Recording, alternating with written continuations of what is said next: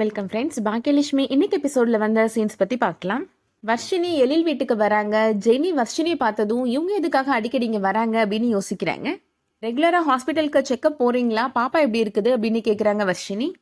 நல்லா இருக்குது அப்படின்னு ஜெனி சொல்றாங்க. பாட்டியை பார்த்து பேசலான்னு வந்தேன் அப்படின்னு சொல்றாங்க வர்ஷினி. உள்ளேயே பாட்டி இப்போ அவங்க வந்துடுறாங்க. உன்னோட குரல் கேட்டுச்சுமா, அதனாலதான் வந்தேன் அப்படின்னு சொல்றாங்க. ஜெனிட்ட பாட்டி செலியனை கூப்பிட்டு சொல்றாங்க. எதுக்காக இவங்க 3 பேரும் அடிக்கடி பேசிக்கிறாங்கன்னு தெரியலையே அப்படின்னு ஜெனி யோசிக்கிறாங்க. செலியன் இப்போ கீழே வந்துடுறாரு. ஜெனியுமே அவங்க கூட தான் உட்காந்துட்டு இருக்கிறாங்க. பாட்டி இப்போ ஜெனிய மேல போக சொல்றாங்க. பரவாயில்ல பாட்டி, நான் இங்கேயே உட்காந்துக்கிறேன் அப்படின்னு சொல்றாங்க ஜெனி. செலியன்ட்ட சொல்லி இப்ப மேல போக சொல்றாங்க ஜெனிய. நீ போய் ரெஸ்ட் எடு ஜெனி அப்படின்னு செலியன் சொல்றாரு.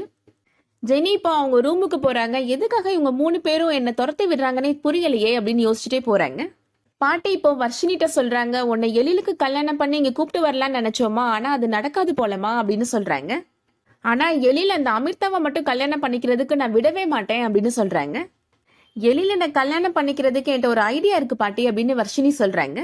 ஒரு நிமிஷம் இருங்க வர்ஷினி அப்படின்னு செலியன் மறுபடியும் வந்து பாக்குறாரு ஜெனி நிக்கிறாங்களா இல்லையான்னு. யாராவது நிக்கிறாங்களான்னு பார்த்தேன், யாரும் இல்லை, இப்ப சொல்லுங்க அப்படின்னு செலியன் சொல்றாரு. எழில் எதுக்காக பணத்துக்காக மத்த இடத்துல எல்லாம் அலையிறாரு அப்படின்னு கேக்குறாங்க. எழிலுக்கு இப்போ பணம் தேவைப்படுது, அந்த பணத்தை என்னோட அப்பா கொடுக்குறேன்னு சொல்றாரு அப்படின்னு சொல்றாங்க வர்ஷினி. அந்த பணம் கிடைச்சிச்சுன்னா ஆன்ட்டியும் தாத்தாவும் கூட இந்த மாதிரி பணத்துக்காக அலைய வேண்டாம்ல அப்படின்னு சொல்றாங்க. இந்த பிரச்சனையை காட்டியே எழிலுக்கு என்ன கல்யாணம் பண்ணி வச்சிருங்க பாட்டி அப்படின்னு சொல்றாங்க வர்ஷினி. பாட்டி சொல்றாங்க, பணத்துக்காக தான் உன்னை எழிலுக்கு கல்யாணம் பண்ணி வைக்கணும்னு நான் நினைச்சேன், நீ நினைக்கிறியாமா அப்படின்னு கேக்குறாங்க. அதெல்லாம் இல்ல பாட்டி, எனக்கு எப்படியாவது எழில கல்யாணம் பண்ணி இந்த வீட்டுக்கு வரணும் அப்படின்னு சொல்றாங்க வர்ஷினி. செலியன்ட்ட வர்ஷினி சொல்றாங்க, நீங்களும் பேசி பாருங்க அப்படின்னு சொல்றாங்க. சரிம்மா, நீ வருத்தப்படாத, உங்க 2 பேர் கல்யாணத்தை நடத்தி வைக்க வேண்டியது எங்க பொறுப்பு அப்படின்னு சொல்லிட்டாரு செலியன். அடுத்ததான் எழில் அமிர்தா 2 பேருமே போன்ல பேசிட்டு இருக்கிறாங்க. அதை செலியன் இன்னும் கேட்டுட்டு இருக்கிறாரு. நான் உங்க வாழ்க்கையில வரலைன்னா உங்களுக்கு பிரச்சனையே வந்திருக்காதுல்ல அப்படின்னு சொல்றாங்க அமிர்தா. வர்ஷினியை கல்யாணம் பண்ணிட்டு நீங்க சந்தோஷமா இருந்திருப்பீங்கல்ல, உங்களுக்கு தேவையான பணமும் கிடைச்சிருக்கும் அப்படின்னு சொல்றாங்க. என்னங்க, பணத்துக்காக நான் ஒரு பொண்ணை கல்யாணம் பண்ணிப்பேன் நீங்க என்னை பத்தி கேவலமா நினைக்கிறீங்களா அப்படின்னு எழில் கேட்கிறாரு. இல்லங்க, நான் அப்படி சொல்ல வரல அப்படின்னு அமிர்தா சொல்றாங்க. வர்ஷினி அப்பா உங்க பட வேலைக்கு தானே காசு தரேன்னு சொன்னாரு அப்படின்னு சொல்றாங்க அமிர்தா. அப்படி தரவங்க இப்பயே தந்திருக்கணுங்க அப்படின்னு சொல்றாரு எழில். எங்க வீட்டுல நடக்கிற பிரச்சனை உங்களுக்கு தெரியணும்னு நினைச்சேன், அதனாலதான் சொன்னேன், மத்தபடி இதை நினைச்சுலாம் நீங்க வருத்தப்படாதீங்க அப்படின்னு சொல்றாரு எழில்.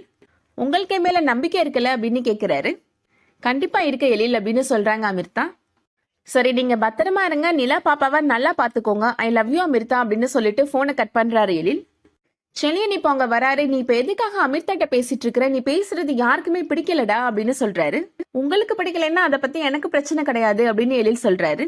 எதுக்குடா, நம்ம வீட்டுல ஒத்துக்கவே மாட்டாங்க, நடக்காத ஒரு விஷயத்துக்காக அந்த பொண்ணுக்கு எதுக்காக நீ ஹோப் கொடுக்குற அப்படின்னு கேட்கிறாரு செலியன்.